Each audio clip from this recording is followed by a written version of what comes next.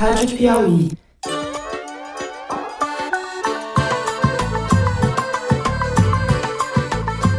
Olá, sejam muito bem-vindos e bem-vindos de volta ao Foro de Teresina, o podcast de política da revista Piauí.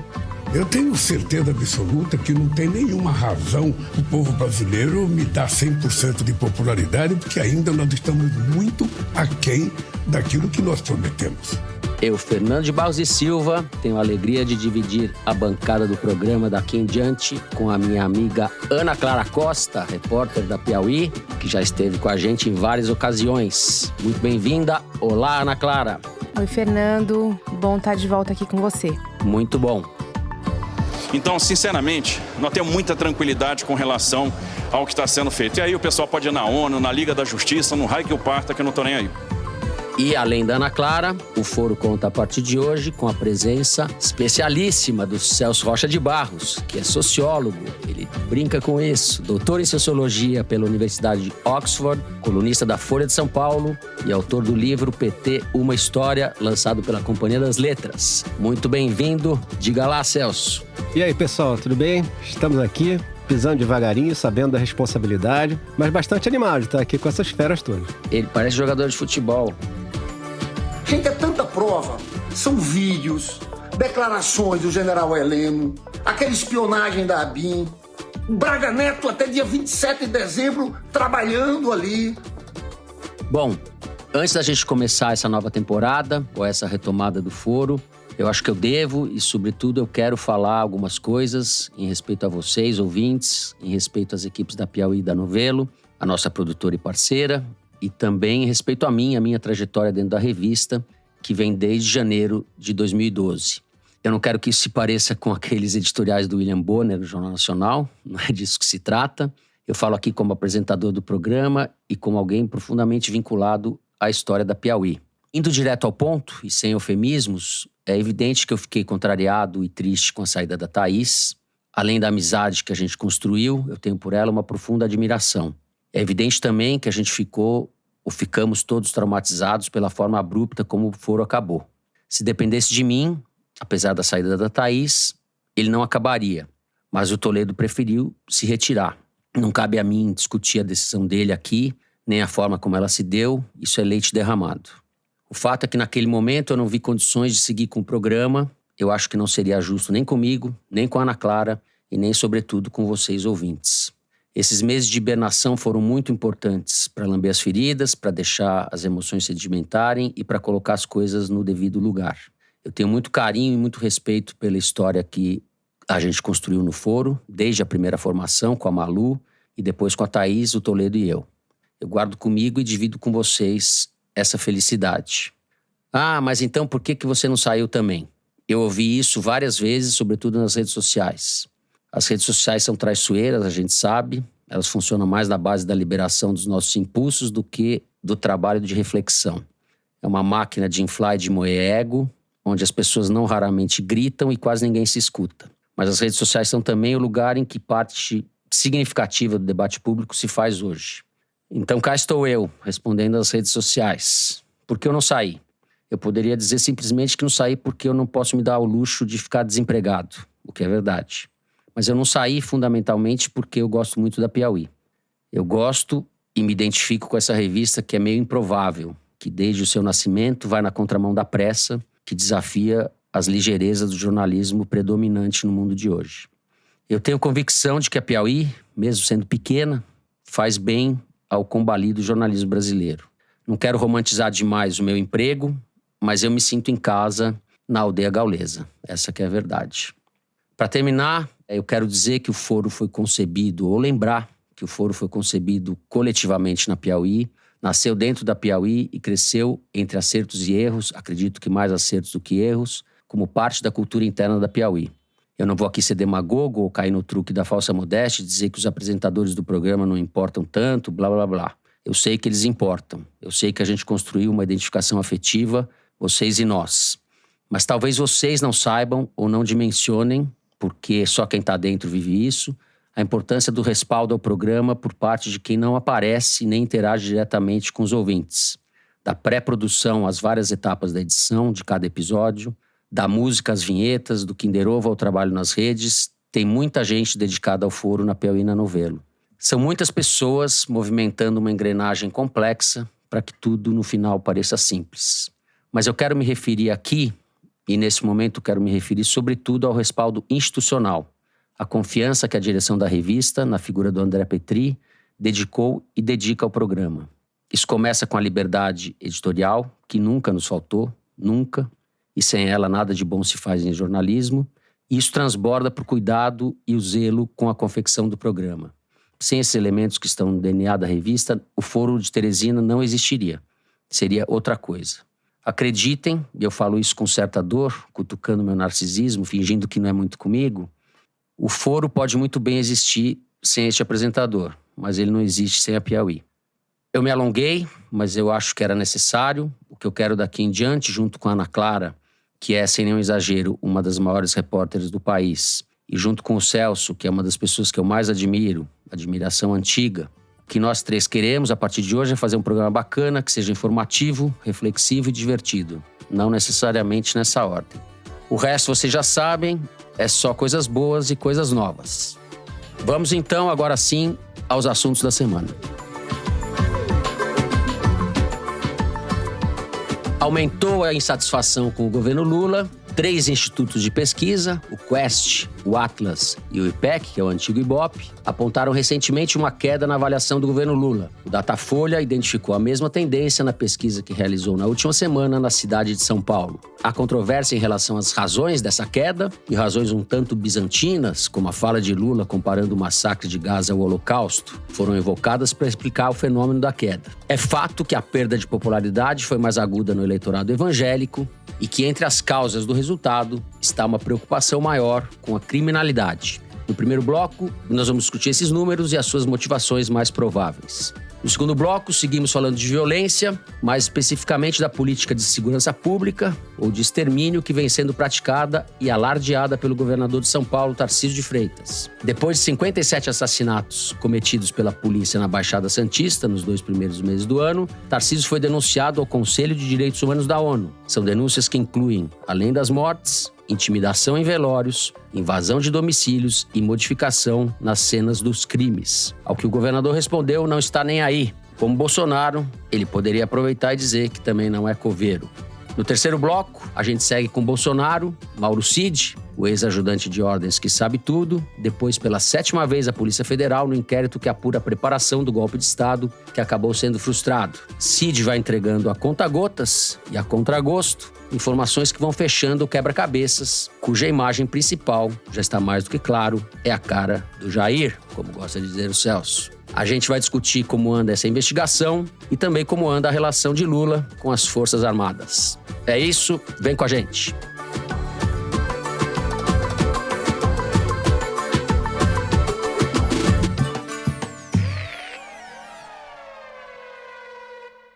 Muito bem, Celso, vamos começar com você. Número é o que não falta, são 3 pesquisas, 4 com o Datafolha, se a gente inclui o Datafolha, que se restringe à cidade de São Paulo. Pesquisas que têm metodologias diferentes e foram realizadas em dias diferentes, mas que apontam no mesmo sentido. Então dá pra gente falar com segurança que houve sim uma queda na popularidade do governo. Por onde você começa?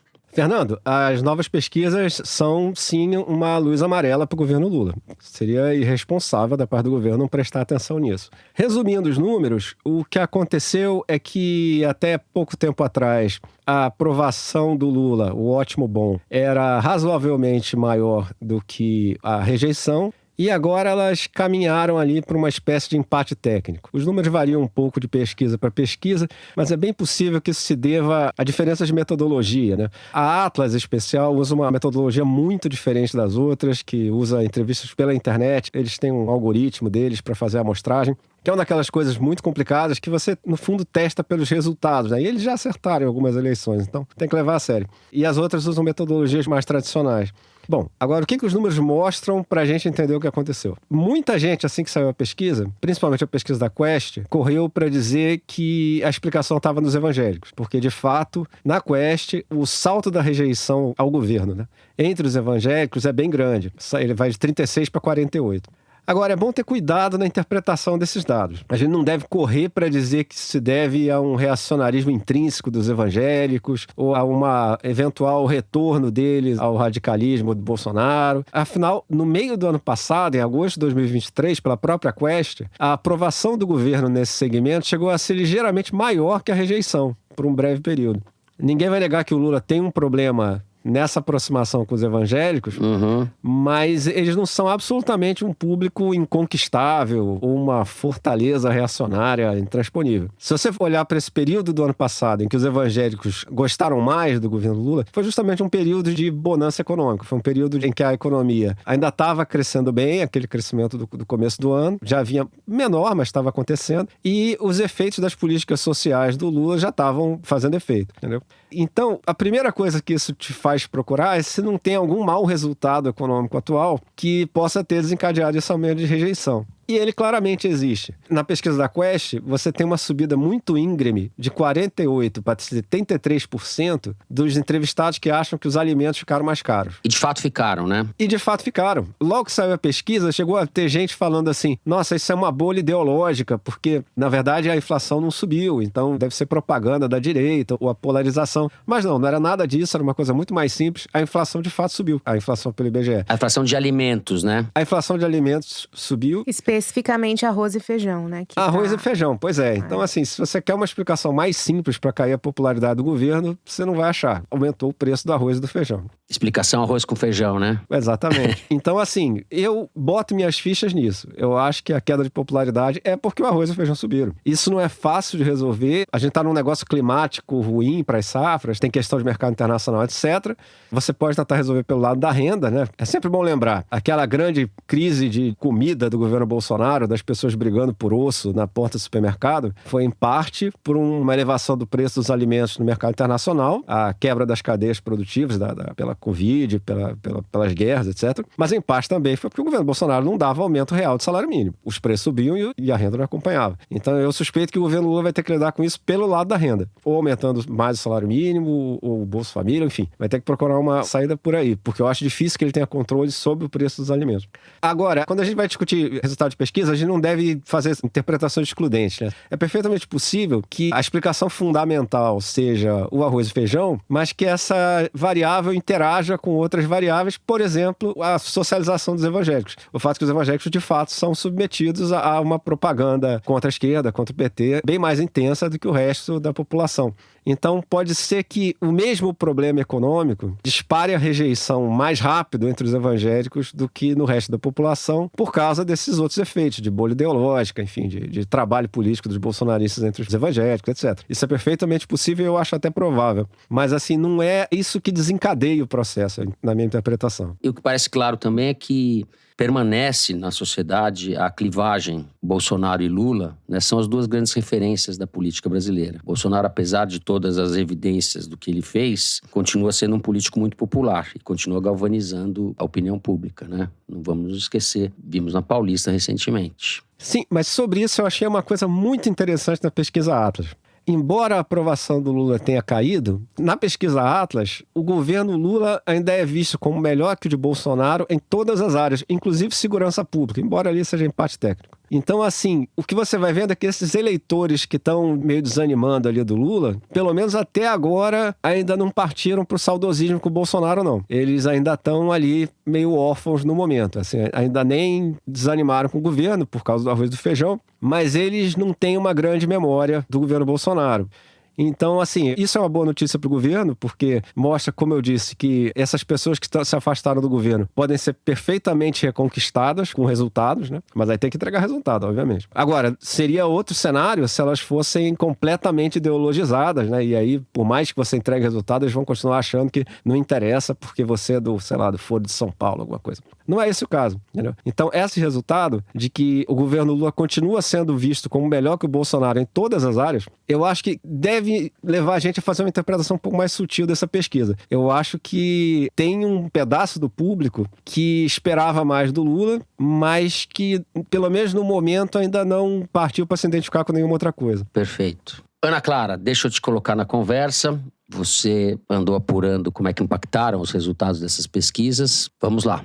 Fernando, antes de comentar sobre como esses dados foram recebidos, eu queria só fazer um adendo ao que o Celso falou em relação aos dados econômicos, que embora o PIB tenha crescido acima do esperado no ano passado, o dado de desemprego tenha melhorado, ou seja, o emprego tenha melhorado no ano passado, o dólar tenha se mantido estável, você tem, pelas pesquisas, uma parcela da população extremamente vulnerável a tudo que acontece. Então, assim, o emprego melhorou no sentido, há mais emprego, mas o emprego está muito informal ainda. E isso, para uma população vulnerável, faz muita diferença, sobretudo quando se refere à alimentação. E aí entra a questão do arroz com feijão, embora a carne tenha caído muito de preço no ano passado, que era uma grande questão do governo Bolsonaro, né? O preço da carne. Então, realmente caiu, mas não foi o suficiente para aplacar essa percepção nesse início de ano em relação ao arroz e feijão. Então, isso faz muita diferença. Então, assim, essa percepção de bem-estar, ela é muito mais volátil, digamos, e o Celso com certeza sabe isso muito melhor que eu, nas análises que ele faz, na população que está mais suscetível, ou seja, que é mais vulnerável, que é a maior parte da população, ou seja, é a maior parte da amostragem, de certa forma, né? E também, em razão da amplitude da religião evangélica no Brasil e todas as suas agremiações, também é nessa população que a religião está mais forte, né? Então, acho que dá pra gente falar que tudo agrega, como o Celso falou, não precisa trabalhar com fatos excludentes.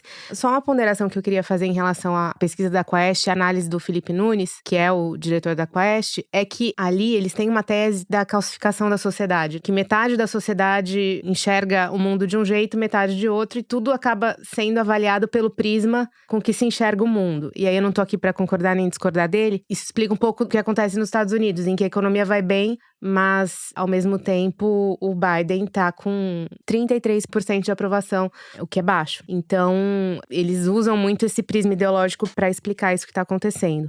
Dito isso, eu queria só ponderar também que se você pegar aprovação e desaprovação, o Lula tá com um pouco mais de 50% de aprovação, o que ainda é um resultado bom em relação a outros presidentes no mundo hoje. Uma pesquisa do IPESP mostra que se você pegar os países onde a popularidade está alta, mais de 60%, a maior parte são países com regimes nem tão democráticos, assim, Polônia, Turquia. A Índia, com o Narendra Modi, é quase 80% de aprovação, né, o que ele tem hoje em dia. Enquanto Macron, na casa dos 20%. Novo primeiro-ministro britânico também, tudo na casa dos 20%. Então, assim, o Lula não tá tão mal para um país essencialmente democrático como o Brasil. E aí, falando um pouco sobre como que isso foi encarado no Palácio do Planalto. Eles encararam isso com surpresa, porque as pesquisas que tinham sido encomendadas pela SECOM não mostravam essa piora. E o Lula, ele tá numa situação ali que é muito comum, né, de presidentes, em que você acaba tendo um pouco de receio de compartilhar más notícias com o presidente, né? Isso acontece na maioria das vezes, né? Então, ele não estava sendo brifado de todas as possibilidades. O que se diz ali entre os assessores dele é que ele não lê mais jornal, ele só lê o que é dado para ele já selecionado do que pode interessá-lo. Então, ele tem um acompanhamento da imprensa que passa pelo filtro da SECOM.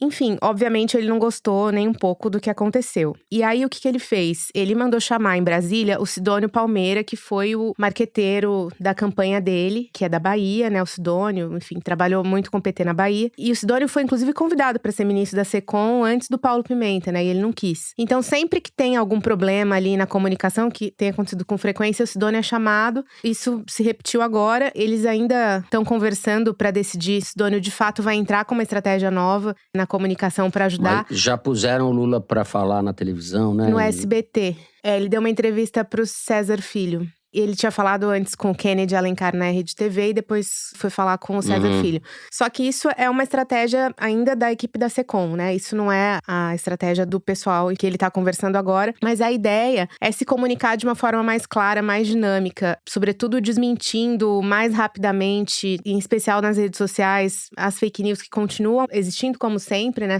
E entre os evangélicos isso é muito forte também, porque é um braço do bolsonarismo forte. E que isso tinha sido um pouco deixado de lado. lado. A comunicação do governo estava muito na linha tradicional. Entrevistas para a TV de ministros, propaganda convencional. Você tem a Glaze ali nas redes sociais dando determinado destaque para determinada pauta. Aparentemente não está funcionando, né? Existe um consenso ali no governo de que a comunicação está bem aquém do que eles gostariam. Então o Sidônio foi chamado. Ainda não há uma definição se eles de fato vão pegar essa consultoria ali à parte. É complicado para o ministro da SECOM, né? Você aceitar que outra pessoa entende mais do que você e vai lá para definir o que tem que ser feito para consertar o seu trabalho, né? Então é uma questão interna para o Lula arbitrar também. Mas o Lula já sabe, ele já está convencido de que do jeito que tá, não dá para ficar. Mas nesse aspecto, enfim, de tudo isso que eu falei, o que eu achei mais curioso é que ele realmente não lê mais jornais, né? Isso eu acho que é uma coisa que a gente isso pra mim, confesso que não chega a ser uma surpresa. Não? Não sei quanto ele lia de jornais também, antigamente. Talvez ele tivesse mais interlocutores com disposição e coragem e autoridade para dizer a real para ele. Hoje em dia está mais cercado de áulicos. Isso sem dúvida. De gente que tem certo constrangimento de contestá-lo ou de ter coragem mesmo de falar coisas desagradáveis, né? Ou pessoas que têm menos peso político, né? Sim. Aquele pessoal que falava com o Lula nos primeiros mandatos, o Gilberto Carvalho, o Luiz Dulce, aquele pessoal, eles tinham peso dentro do PT, né? O Zé Dirceu, sem dúvida, o Palocci, que seria o principal, né? O Palocci caminhava com o Lula todo dia. Então, esses caras tinham um peso político próprio dentro do PT, né? Foram todos fundadores. Então, assim, o pessoal novo, para começar, é mais novo, não é fundador. Muitos se destacaram já como figuras de governo, né? Não tem uma história de movimento social, por exemplo, uma coisa dessa. Então, eu acho que isso é um problema seríssimo pro governo atual. É a falta de uns caras mais peso pesado para conversar a sério com o Lula. Mas eles existem, né? Porque não existem, né? O próprio Gilberto Carvalho, o próprio Lula afastou ele ainda no período da campanha, o Zé Dirceu tá como tá, o Palocci tá como tá. Pois é, não tem essa dúvida se essas figuras existem hoje. Eu também acho que não. O Zé Dirceu e o Palocci tem que ajoelhar e dar graças a Deus que estão soltos, né? Essa que é a verdade. Que não estão presos à luz do que eles fizeram. É bom que se diga. Você tinha o Haddad, assim, em determinado momento do primeiro ano, o Haddad era muito ouvido, né? Pelo Lula, sobretudo quando ele estava conseguindo conciliar ali a agenda do governo com o Congresso. Mas houve uma rota de colisão ali entre Haddad e Rui Costa, aquelas brigas típicas palacianas, né? Isso afastou um pouco o Haddad do convívio dele, assim, recentemente, né? Nada que seja definitivo, mas já foi melhor a relação. Fora que o Haddad é sabotado, vamos dizer, usar esse verbo, pelo PT e pela Glaze especificamente, dia sim, dia não, né? Dia sim ou dia sim, né, Celso? O próprio Zé Dirceu falou isso outro dia, né? Falou, o que fazem com o Haddad é uma covardia e tal. É bom lembrar que no primeiro mandato do Lula, o Dirceu tinha uma briga com o Palocci, que inclusive era a disputa, era a prévia para ver quem seria o sucessor do Lula. Sim. Mas eles, por exemplo, eu acho que tinham mais capacidade de, por exemplo, não trazer a público os piores momentos da divergência, assim. E eles tinham espaços de negociação. Se vocês perguntarem pro pessoal da equipe do Palocci, tinha uma reunião quarta-feira do pessoal do Dirceu com o pessoal do Palocci, toda quarta-feira. E eles faziam acordos, eles tinham... Eu acho que funcionava melhor. Eu acho que realmente falta um pessoal com mais peso político próprio, assim, para conversar com o Lula. E qualificação, porque se você for pensar que a pesquisa feita pelo governo é a única que dá que o Lula tá indo bem, e todas as outras que as coisas deram uma piorada, é complicado, pelo amor né? de Deus. Pelo amor de Deus. Bom, estouramos o tempo, que não é ruim, né? É bom que a conversa estava boa, mas não falamos da segurança. A gente vai voltar, então, Ana Clara, que eu sei que você tem uma apuração aí também sobre essa questão da segurança. A gente vai voltar no segundo bloco. Vamos para um rápido intervalo. No segundo bloco, vamos falar de governo Tarcísio, de segurança pública. Já voltamos.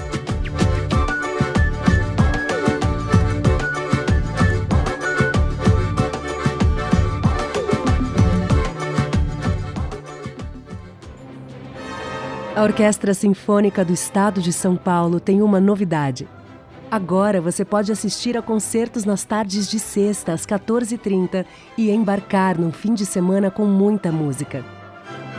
É a série OSESP 2h30, que conta com 9 apresentações na Sala São Paulo, com ingressos a R$ 39,60 inteira. Confira a programação e garanta seu lugar em osesp.arte.br.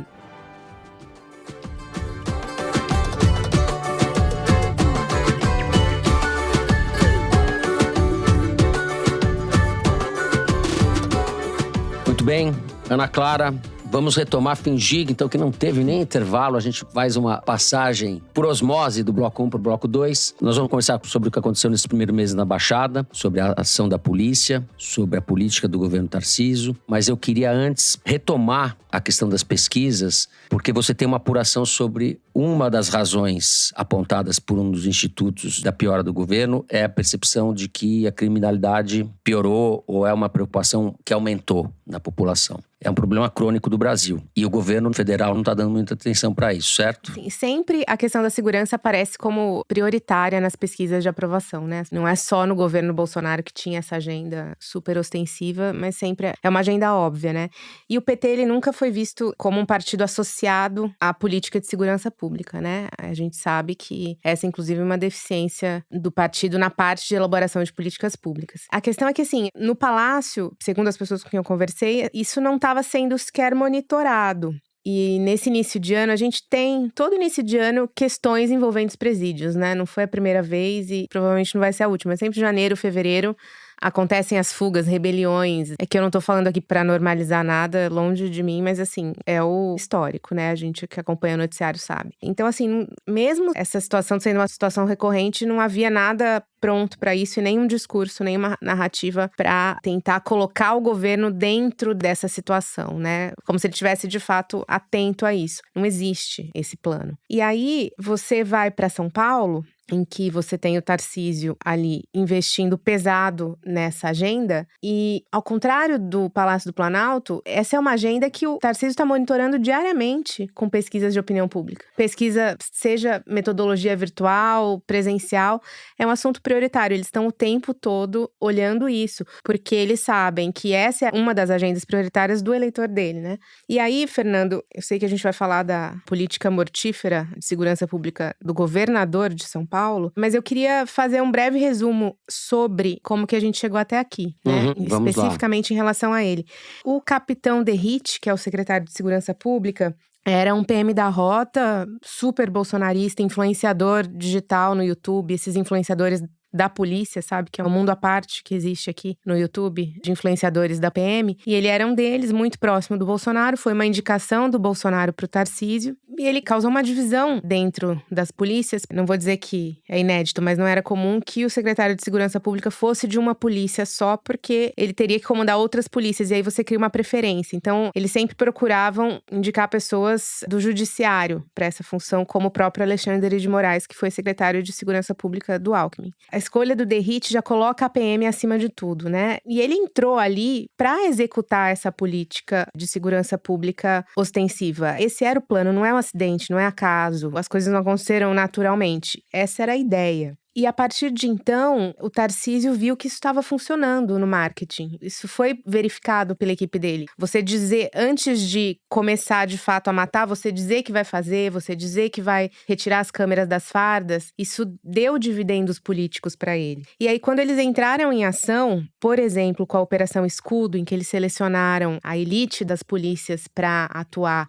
na Baixada Santista, e essa operação teve duas fases, teve uma fase no ano passado e uma fase nesse ano, quando eles entraram com a Operação Escudo, que matou muita gente nesses meses, inclusive muitos policiais, porque nesses confrontos policiais também são mortos. O Tarcísio saiu dizendo que a política dele tinha dado bom resultado porque os homicídios tinham caído. Quando eu falo homicídios em geral, no estado de São Paulo.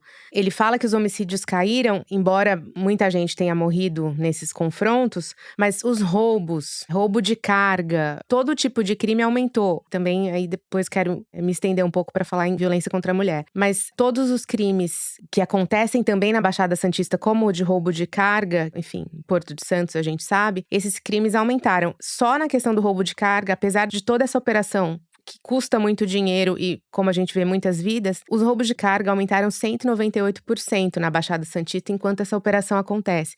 É óbvio que esse número não é interessante para eles, eles não mostram, eles mostram de homicídio. Mas aí a gente já vê que é muito mais importante você fazer e dizer que fez e depois dobrar a aposta, que foi o que o Tarcísio fez, né? Ao dizer, quando questionado sobre isso, eu não ligo, isso não é por acaso. Ele tá vendo que isso tá dando dividendos políticos para ele. E não à toa, o Datafolha mostra que a popularidade dele aumentou. Então, assim, tá tudo dentro do que ele esperava. Eu queria só detalhar que, enquanto essas operações que exigem recursos, os recursos de elite da polícia e recursos financeiros também, elas acontecem, os números de violência contra a mulher aumentaram no Brasil inteiro, mas em São Paulo especificamente. Houve aumento de 37%, enquanto no país foi de 2%. Isso eu tô falando de 2023, do primeiro semestre de 2023. Todos os crimes contra a mulher aumentaram. Certo. Estupro, mas assim, a rubrica violência contra a mulher aumentou 37% em São Paulo, enquanto foi 2,5% no país. E nesse aspecto, eu queria dizer que todo o orçamento da Delegacia da Mulher, que é o ponto básico, né, da denúncia, em que ela vai e faz exame e denuncia o que aconteceu, isso caiu 97% no ano passado. Você teve um aumento da criminalidade, das violências de crimes contra a mulher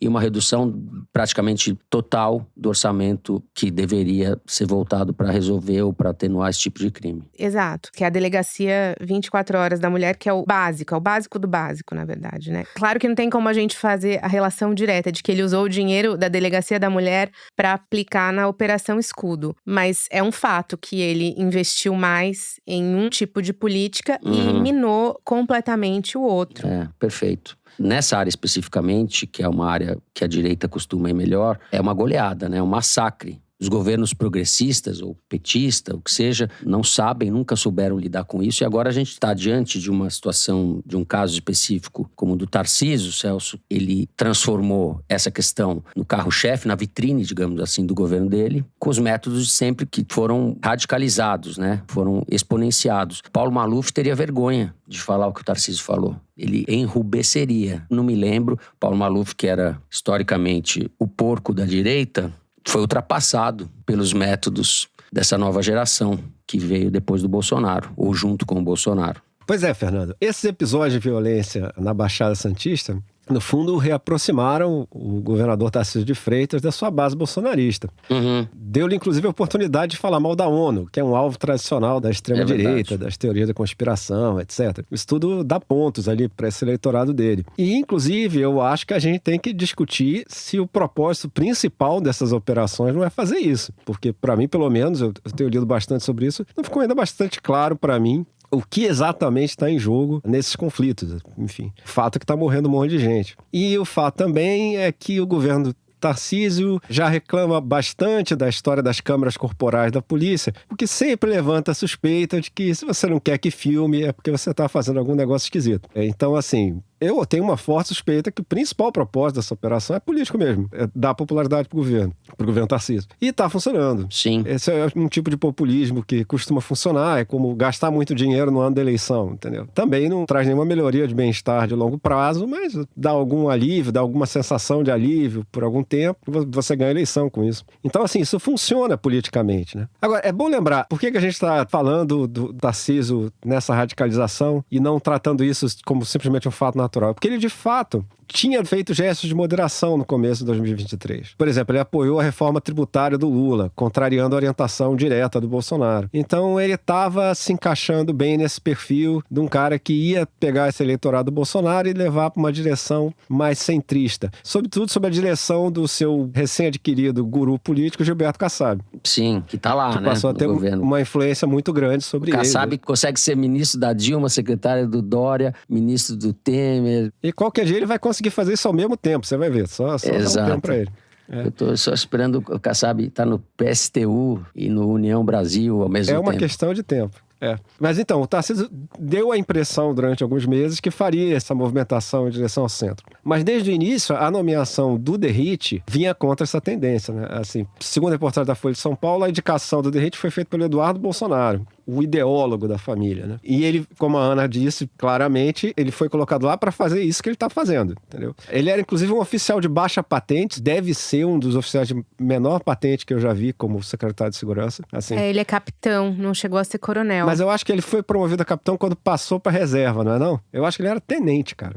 Daí você tem uma coisa tipicamente bolsonarista, quase uma réplica da trajetória do Bolsonaro, assim. Exato. Um sujeito desqualificado. Exatamente, E aí o Derrich está fazendo essa política de segurança do prenda e arrebento, sem até agora trazer pra gente uma explicação de por que dessa vez vai dar certo, entendeu? Porque até hoje nunca deu. O que já está acontecendo são os efeitos de sempre, né? Moradores de áreas pobres morrendo no meio do processo, denúncias de adulteração de cena do crime pela polícia, enfim. Bom, eu moro no Rio de Janeiro, né? Isso pra mim é um dia normal no escritório, né?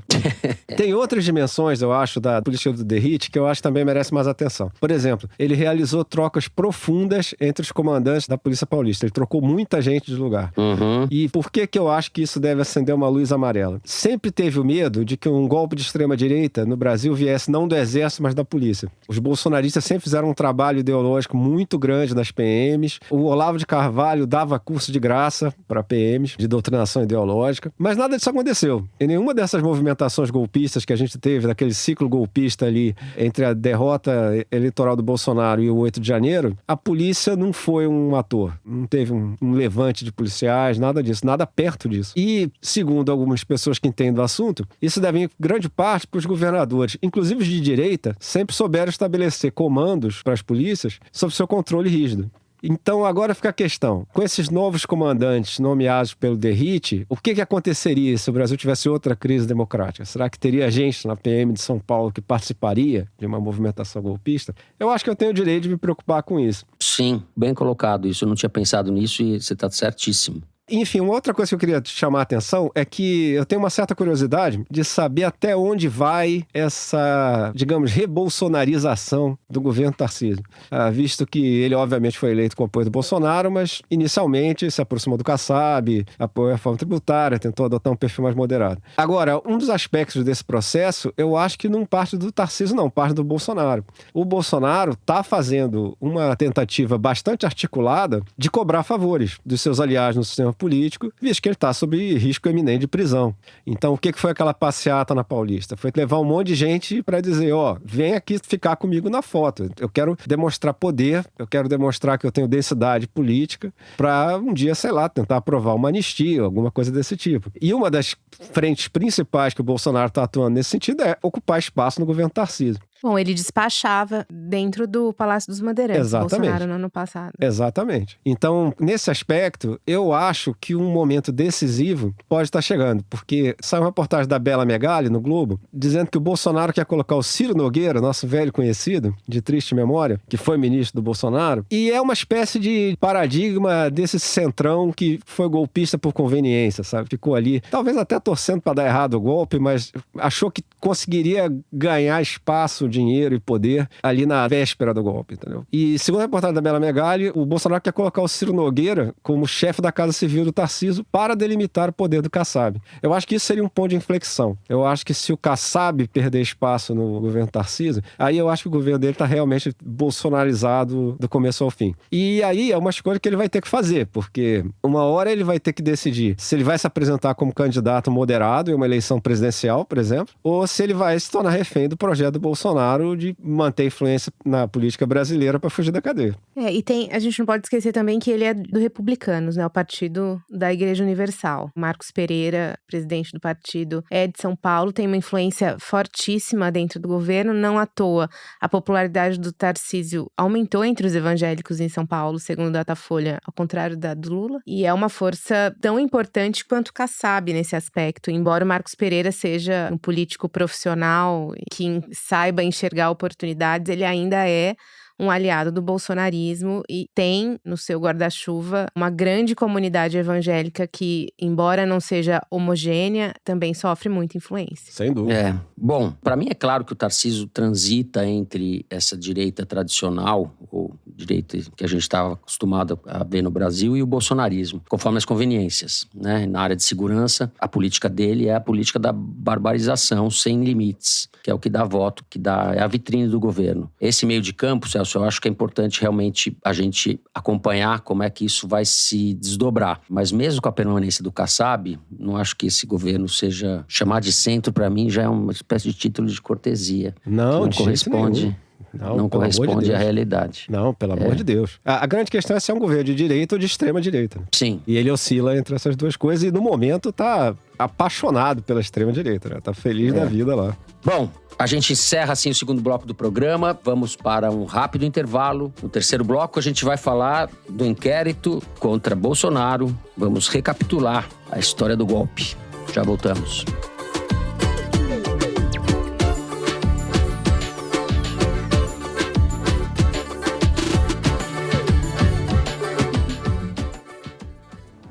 O Sesc Pompeia convida você para uma visita à exposição Quase Circo, de Carmela Gross. O olhar crítico sobre a arquitetura e urbanismo das obras da artista visual, em diálogo com a fábrica projetada por Lina Bubardi, de 27 de março a 25 de agosto.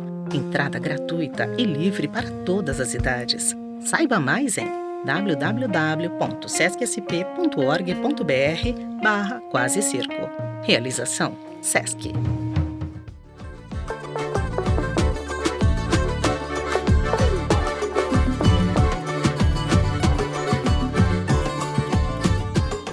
Muito bem, estamos de volta. Ana Clara, eu vou começar com você. Tivemos o depoimento do Cid, mais um depoimento, e ele está correndo atrás do prejuízo, né? Porque ele não entregou o ouro, os fatos foram se revelando, seja por meio dos depoimentos dos generais, seja pela investigação da polícia, pelo material apreendido nos celulares, etc. E o Cid está correndo atrás do prejuízo, tendo que entregar coisas que ele não pretendia entregar nos primeiros depoimentos para preservar o chefe, certo? Exatamente isso. Em setembro do ano passado, foi quando o Cid decidiu falar, decidiu fazer a delação. Contou, mas sem um grande detalhamento, que o Bolsonaro teve uma reunião com os militares para discutir a minuta do golpe. E nessa delação ele fala que o almirante Garnier, chefe da Marinha, tinha se colocado à disposição, que o comandante da Aeronáutica, Carlos de Almeida Batista Júnior, tinha se colocado contra e que o general Freire Gomes, do Exército, também tinha se colocado contra. Isso estava na matéria que a gente publicou na Piauí em junho do ano passado e o Celso publicou isso na coluna dele também. Eu não vou esquecer que ele também publicou essa informação na coluna dele. Que sabia-se já que o Garnier tinha topado o golpe e que o Freire Gomes e o Batista Júnior não. Então, assim, essa informação já era conhecida. Quando o Cid fala em setembro, ele não estava contando uma grande novidade. Nenhuma novidade, na verdade. Exato. Ele estava, na verdade, oficializando o que no bastidor já era real, né? E aí, de lá pra cá, tanta coisa aconteceu, né? Você tem o próprio vídeo da reunião que estava no computador dele, ele não contou isso na delação. E depois o advogado dele ainda disse que, não falou porque não foi perguntado. Então, assim, ele tinha lá a prova do que tinha acontecido, assim, nem pensou em apagar, né? Talvez ele não teve essa sagacidade. Achou que o golpe ia dar certo, né? Pois é. E aí, quando descobrem o vídeo, né, e houve várias operações de busca e apreensão, como quando fizeram a busca e apreensão no celular do ex-major Ailton Barros e encontraram todas aquelas conversas indecorosas com militares, sobretudo com Braga Neto, tramando o golpe, nada disso estava na delação do Cid. E o Cid tinha uma relação muito próxima com Braga Neto. Ele fazia parte, porque havia esse núcleo militar golpista, né? Do qual o Braga Neto fazia parte e o Cid acompanhava, embora ele não opinasse oficialmente, ele falasse ali mais nos bastidores com o Bolsonaro quando ninguém ouvia, ele participava de todas essas conversas. Então, nada disso ele contou. A minha impressão é que o Cid tomava banho com o Bolsonaro, ele ia pro chuveiro, ele não desgrudava do Bolsonaro. Era quase isso. Né? Ele é muito mais próximo do Bolsonaro do que a Michele. Ele arbitrava, inclusive, a relação do Bolsonaro com os filhos. Abria a lata de leite condensado, tal, Ele fazia tudo. Porque ele era o chefe da ajudância de ordem. E aí tinha outros ajudantes de ordens abaixo dele, né? Porque eles tinham que se revezar, porque você tinha que ter um à disposição pro Bolsonaro o tempo todo. Ele chegou num nível em que ele não tirava folga pros outros substituírem ele. Ele ficava na ajudância de ordem, ficava dias, semanas, sem folga, sem nada, para não perder o acesso, assim. E ele tinha um micropoder ali que o satisfazia muito, assim. Então, por exemplo, se ele tinha uma... Eu tô fugindo totalmente da nossa pauta, mas não, mas esse é bom, é um atalho bom. Ele tinha tanto poder, um micropoder ali, que era o seguinte, numa Assembleia Geral da ONU, primeira depois da pandemia que o Bolsonaro foi para Nova York e falou todo aquele absurdo contra o meio ambiente, né? Só faltou falar de cloroquina no discurso. Foi um discurso, inclusive, que foi reformulado numa sala em que o Cid estava presente, mas o que eu quero falar é o seguinte, eles combinaram de almoçar, né, depois do discurso do Bolsonaro, todo mundo num restaurante lá em Nova York. O Ricardo Salles, que ainda era ministro, estava na comitiva, ele ia se encontrar com o pessoal da comitiva no restaurante. E o Cid odiava o Ricardo Salles. E aí o Ricardo Salles perguntou, né, pro Cid onde que seria, e o Cid disse, mas o Cid disse o horário errado e o andar errado do restaurante. Então o Ricardo Salles ficou esperando sozinho lá, enquanto já estava todo mundo almoçando no andar de cima há muito tempo. Ele fazia esse tipo de... Você acha que o Ricardo Salles ia lá reclamar disso com o Bolsonaro, né? Pô, teu ajudante de ordens me deixou aqui esperando. Não ia, entendeu? Então ele usava esse pequeno poder pra fazer essas pequenas maldades ali com as pessoas que ele não gostava. Esse era o nível do Major Cid. Mas tudo pra dizer que agora ele tá tendo que voltar atrás e arrumar coisa pra dizer, porque a delação dele foi completamente superada pelos fatos. E a última coisa que ele disse, na minha opinião, de relevante, foi noticiada pelo Globo, de que o Alexandre de Moraes, depois da eleição do Lula, foi monitorado pela equipe do Bolsonaro e considerando aquele plano, né, de prender o Alexandre de Moraes quando o golpe fosse concretizado, a Polícia Federal entendeu que isso era a fase 1 desse projeto, né? Primeiro você monitora o cara e depois, quando a gente concretizar o plano, a gente prende. Então, isso complicou ainda mais a situação, né? Não se sabia desse monitoramento nesse detalhe. E só para concluir, houve um momento em que, entre os aliados do Bolsonaro, eles começaram, como eles foram vendo isso acontecer, né? Eles foram vendo a delação do Cid ser superada pelos fatos, eles começaram a receber ligações da família do Cid para conversar, umas ligações que eles consideraram estranhas. E alguns consideraram que a própria família dele estava tentando tirar informações dos bolsonaristas, gravá-los para tentar ajudar o Cid a conseguir mais coisa para encorpar a delação dele. Então, assim, teve um momento que o próprio Felipe Martins estava apreensivo em relação a isso e alertou várias pessoas, cuidado, que o pessoal do Cid tá antes de ser preso. Felipe Martins, vamos lembrar que ele foi preso nessa operação do dia 8 de fevereiro, né? E continua preso. Então, havia esse temor de que o Cid, por estar correndo atrás do que ele não falou, ele pudesse estar com essa estratégia de gravação. Mas que a gente não sabe se concretizou ou não ainda. Muito bem. Celso, tem gente que diz que a prisão do Bolsonaro transformaria num mártir e que isso tem que ser administrado politicamente, etc. Cada vez mais difícil a perspectiva de não vir a ser preso, certo? Diante do andar da carruagem, das evidências que vão se acumulando. No momento, acho que a gente já tem excesso de evidências, né? É exatamente isso, Fernando. Em se confirmando o que tem vazado sobre o depoimento do general Freire Gomes, do brigadeiro Batista Júnior e do ex-ajudante de ordem Mauro Cid, o argumento jurídico para a prisão do Bolsonaro já está mais do que fechado. A polícia tem a minuta de declaração de golpe. Mas aí você vai dizer, se fosse só isso, você pode jogar aquele papo furado do Bolsonaro. Bom, mas isso aí foi um delírio lá que os caras tiveram, mas não fizeram nada para levar adiante, é isso aí. É o que o Bolsonaro está tentando vender. Mas isso já foi provado que é mentira, e provado pelo depoimento do chefe do Exército. O Freire Gomes já disse para a polícia que o Bolsonaro levou a minuta para os chefes das Forças Armadas. Levar a minuta do golpe para as Forças Armadas é propor às Forças Armadas um golpe. Quando o Bolsonaro levou a minuta para os comandantes lerem e discutirem com ele se dava para fazer, ele propôs o golpe a quem poderia colocar tanque na rua, a quem poderia ocupar prédios, a quem poderia matar os opositores ou reprimir as manifestações de resistência ao golpe. Então o Bolsonaro claramente virou a chave para começar um processo de tanque na rua. Os comandantes é que resistiram. Mas, nesse primeiro momento, o crime do Bolsonaro já está completamente caracterizado. O fato de 2 dos chefes das Forças Armadas terem se recusado a participar pode ter impedido o golpe, mas não anula o crime que o Bolsonaro cometeu. Porque o crime é de tentativa de golpe de Estado. E por que o crime é de tentativa? Porque golpe de Estado só se pode punir a tentativa. Se o golpe de Estado der certo, entendeu? Você nunca vai punir ninguém. No dia seguinte, quem vai ser punido são as vítimas do golpe de Estado. A gente não estaria aqui, provavelmente, fazendo o programa. Exato. Então, assim, você só pode punir golpe na tentativa. Se você tentar punir o golpe consumado, o máximo que você consegue é 50 anos depois fazer uma comissão de verdade muito mequetrefe que mesmo assim vai reativar todos os institutos golpistas lá dos militares.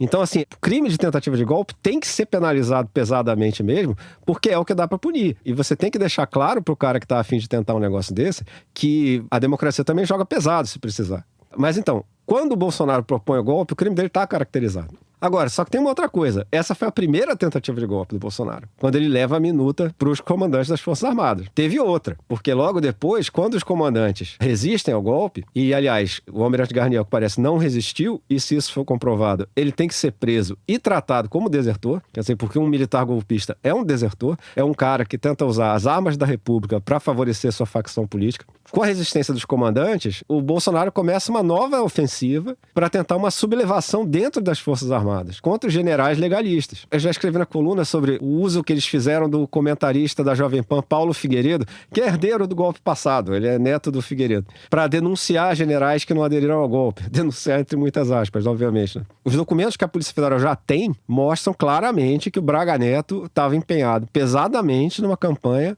para derrubar o Freire Gomes, para derrubar o Batista Júnior. Então, o Bolsonaro primeiro propôs ao comando das Forças Armadas um golpe, não deu certo, aí ele tentou derrubar o comando das Forças Armadas. E isso tudo já está fartamente provado.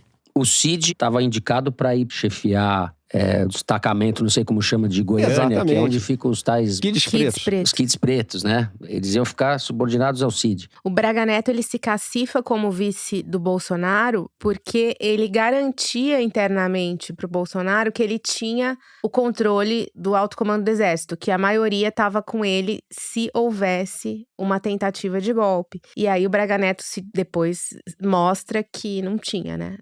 Quando de fato isso é proposto e o Freire Gomes não topa, ou pelo menos vai com uma evasiva, o Bolsonaro descobre que o Braga Neto não tinha a totalidade do alto comando. E aí, por isso, então, ele fica desesperado e começa a atacar as Forças Armadas da forma como ele fez. Pois é, exatamente. Nosso respeitável interventor da segurança pública no Rio de Janeiro em 2018. Braga Neto. A segurança pública do Rio de Janeiro está tão bem, né? Sem dúvida.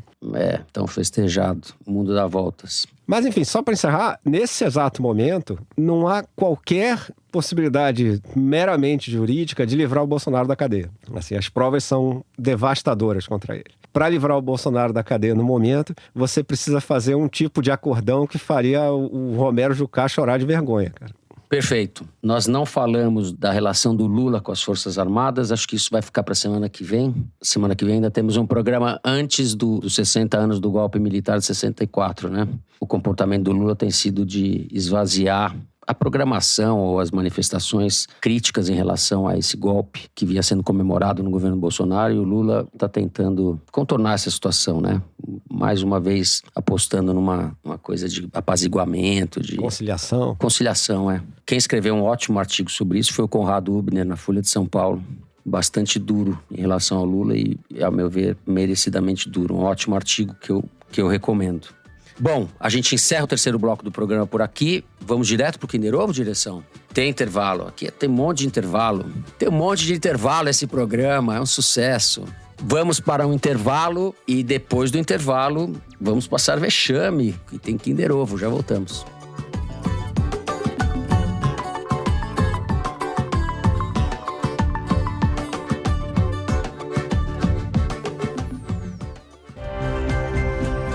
Você sabe a diferença de uma rádio e TV pública para uma rádio e TV comercial? Cultura. Há 55 anos, formamos e informamos gerações de brasileiros. Mais de meio século no coração de todos nós. Rádio e TV Cultura. O melhor é agora. Bom, estamos de volta. Eu digo que o momento Kinder Ovo é o momento mais esperado por vocês, ouvintes, né? E mais temido por nós da bancada. Vamos lá, ver se a gente abre essa nova temporada já passando aquele vexame amigo. Eu tenho certeza. Mari, você tem que ter caprichado, fazer uma coisa, né? Não vai colocar o ministro das Minas e Energia, que nem você pôs no piloto, que a gente gravou a semana passada. Estou entregando isso para os ouvintes. Ela pôs um Kinder Ovo que ninguém ia acertar. Ninguém. Nem a Malu nos velhos tempos. A Malu não ia acertar aquele ministro das Minas e Energia. Solta aí, Mari. Isso não é equívoco, isso é a mesma coisa, Caiado. Tá certo? De um cirurgião operar uma paciente e deixar dentro da paciente lá um pacote de gaze, tá bom? Isso é totalmente incompetência, tá certo? Isso aí é despreparo para poder formatar o que seja um livro curricular. Pô, esse eu sabia, Fernando. Pô, então ganhou Ana Clara. Esse sotaque goiano do Caiado, desde a época da UDR, na campanha presidencial que o Collor venceu em 89. O Caiado era... Lembra, Celso? Sim, ele aparecia na campanha eleitoral andando num cavalo branco, assim. Exato. E aí ele tinha pouco tempo de TV, então era só isso mesmo, a propaganda, era só ele andando de cavalo. Nosso Napoleão de Goiânia. Napoleão Bonaparte de Goiânia. Ronaldo Caiado. Tá sempre ali tentando uma boquinha, né? Esse é outro que não sabe se vai ser direita tradicional ou extrema direita, né? Ele fica oscilando também entre as duas coisas. E num certo momento quase apoiou o Eduardo Campos para a presidência, vocês lembram disso? É verdade, é verdade. Eu acho que foi a Marina que barrou. 2014, né? Eu acho que foi a Marina que barrou, porque quando a Marina vira vice do Eduardo. É verdade. Bem lembrado. Bom, oficialmente aqui, governador de Goiás, Ronaldo Caiado, do União Brasil, em entrevista ao UOL sobre a retirada dos exemplares do livro O Avesso da Pele, do Jefferson Tenório, das escolas do Estado. O obscurantista, Caiado. É isso? Ana Clara, você devia ter ganhado esse, viu? Eu também acho. Na próxima eu vou ficar mais esperto. Já saiu na frente. Puta merda. Bom, vamos chegando ao fim do episódio. Queremos agradecer a você, ouvinte que seguiu a gente. E por vocês, a sessão das cartinhas do nosso Correio Elegante vai seguir viva e você pode participar pelas redes sociais da Piauí ou pelo e-mail forosteresina@revistapiauí.com.br.